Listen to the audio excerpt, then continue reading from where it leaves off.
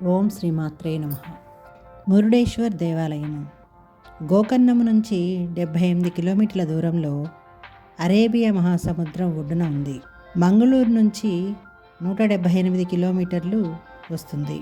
ఈ దేవాలయం కందుక పర్వతం పైన ఉంది. మురుడేశ్వర్ దేవాలయం యొక్క స్థల పురాణాన్ని తెలుసుకుందాము. కర్ణాటక రాష్ట్రంలోని ఉత్తర కన్నడ జిల్లాలోని భట్కల్ తాలూకాలోని ఒక పట్టణం మురుడేశ్వర్. ఈ పట్టణము శివుని పుణ్యక్షేత్రము. అరేబియా సముద్రం ఒడ్డున ఉంది. ప్రపంచంలోనే అతి ఎత్తైన శివుని విగ్రహం అత్యంత సుందరంగా భక్తులను అలరిస్తూ ఉంది. 123 అడుగుల ఎత్తు కలిగిన ఈ విగ్రహాన్ని చెక్కడానికి 2 సంవత్సరాలు పట్టింది. శివమొగ్గకు చెందిన కాశీనాథ్, ఆయన కుమారుడు శ్రీధర్, ఇతర శిల్పులు కలిసి ₹1,00,00,000 ఖర్చుతో ఈ విగ్రహాన్ని చెక్కారు. ఈ విగ్రహంలో మరో ప్రత్యేకత ఏమంటే, సూర్యరశ్మి పడినప్పుడు ఈ విగ్రహం మెరుస్తూ కనిపిస్తుంది. శివుని విగ్రహమే కాకుండా 20 అంతస్తులతోటి కట్టిన గాలిగోపురం మరొక విశేషం. ఇక్కడ దేవాలయంలోని ప్రధాన దైవం పరమశివుడు. ఈ స్థల విశేషాన్ని తెలుసుకుందాం.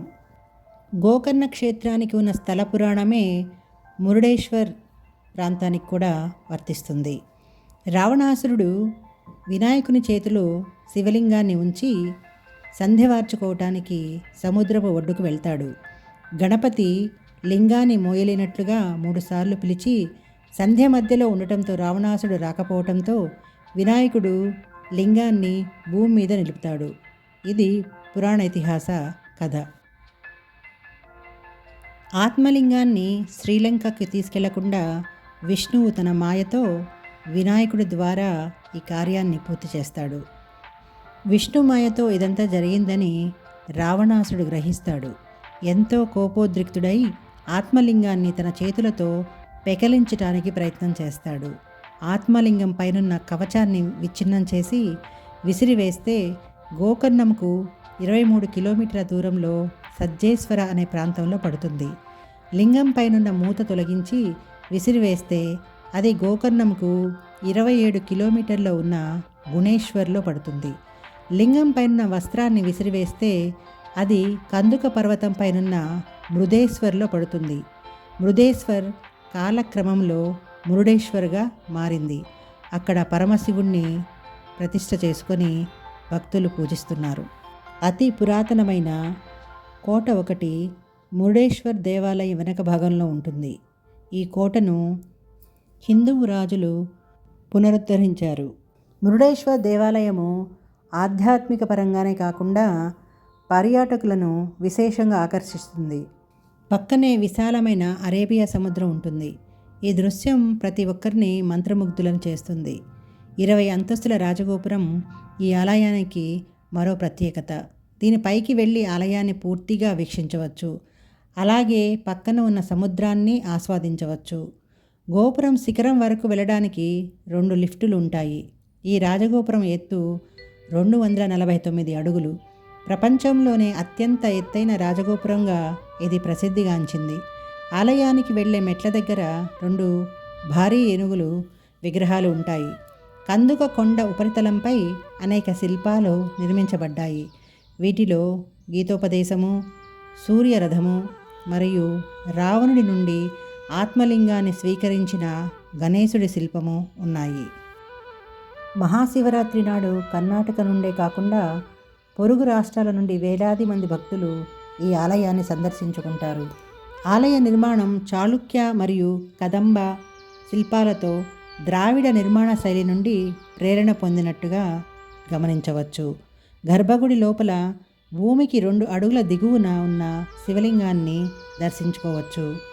భారతదేశ ఆధ్యాత్మిక చరిత్రపై ఆసక్తి ఉన్న వ్యక్తులు మురుడేశ్వర్ ఆలయాన్ని సందర్శించడమే కాకుండా అక్కడ ఉన్న ఎత్తైన శివుని రూపాన్ని చూసి దివ్యానుభూతి పొందుతుంటారు.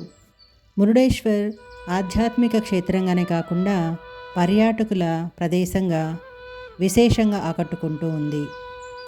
మురుడేశ్వర్ బీచ్లో వాటర్ స్పోర్ట్స్ కూడా ఉంటాయి. పడవల సౌకర్యం, స్కూబా డైవింగు ఆస్వాదించవచ్చు. ఇక్కడి అద్భుతమైన దృశ్యం గురించి ఎంత చెప్పినా తక్కువే.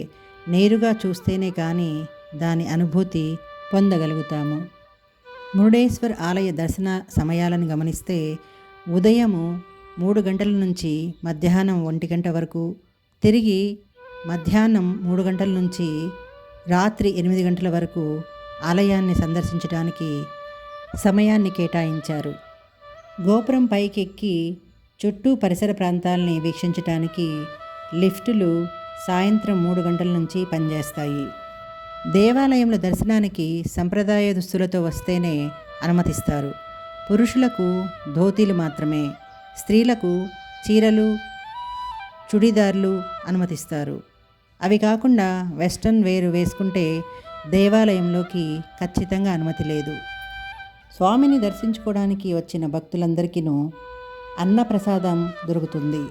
మధ్యాహ్నం 12 గంటల నుంచి 2 గంటల వరకు అన్నప్రసాద వితరణ జరుగుతూ ఉంటుంది.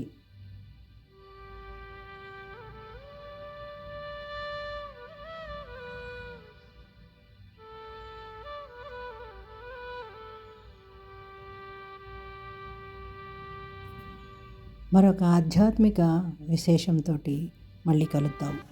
ఓం శ్రీమాత్రే నమః.